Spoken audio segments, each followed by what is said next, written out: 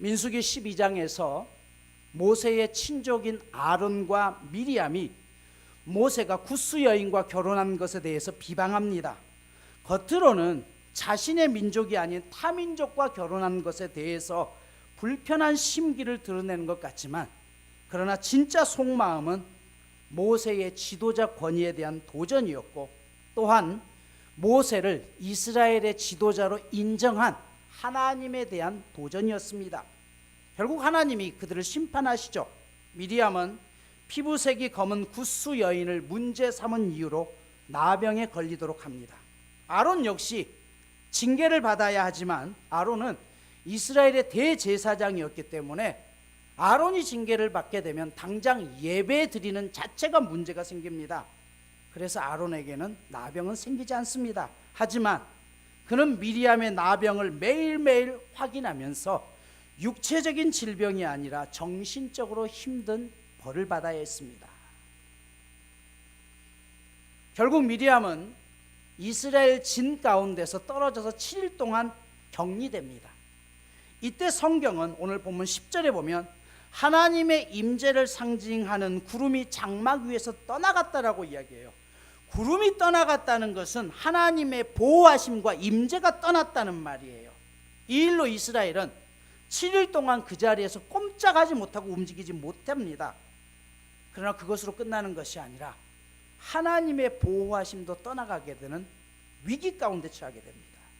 즉, 교회가 지도자의 권위에 문제가 생기면 절대로 앞으로 나아갈 수 없습니다. 하나님의 임재도 사라지게 됩니다. 교회의 다움을 잃어버리게 되는 것이고, 거기에는 사람들의 생각만 남게 됩니다. 건물은 교회의 모습일지 모르지만 하나님의 은혜가 떠나가면 이처럼 비참한 일은 없습니다. 그래서 여러분, 교회는 어떤 경우에도 죽이는 일이 있어서는 안 됩니다. 우리는 항상 살리는 사람이 되어야 됩니다. 다윗의 전쟁은 분명한 명분이 있는 전쟁이었습니다. 그러나 하나님은 성전을 건축하는데 그런 다윗을 향해서 전쟁을 하면서 피를 너무 많이 흘렸다는 이유 때문에 성전 건축을 그의 아들에게 미루게 합니다. 무엇이에요? 어떤 경우에도 교회는 살리는 사람이 되어야 된다는 것이에요. 누구보다 자신을 보호해야 될 친가족들이 모세를 공격했을 때 모세의 마음이 어떠했을까요?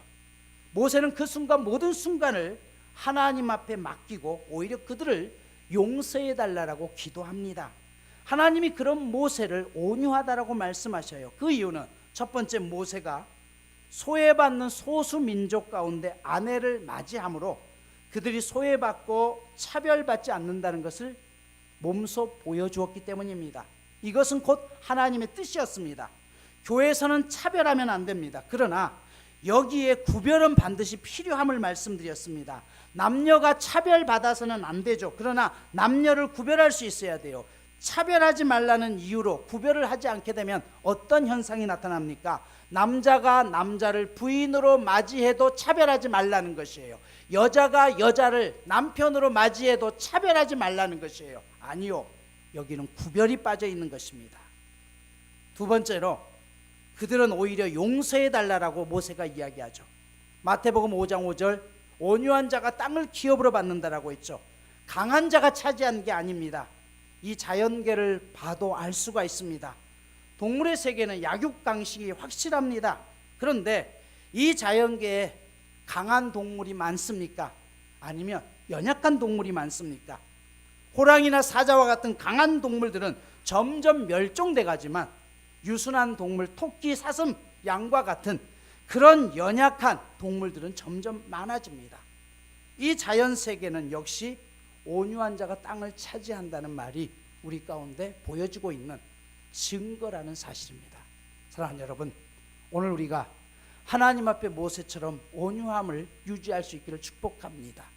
내 삶에 있어서 하나님 안에서 통되되고 하나님의 뜻이 무엇인지를 우리의 삶 가운데 이루어낼 수 있는 저와 여러분 모두가 되시기를 간절히 축복합니다.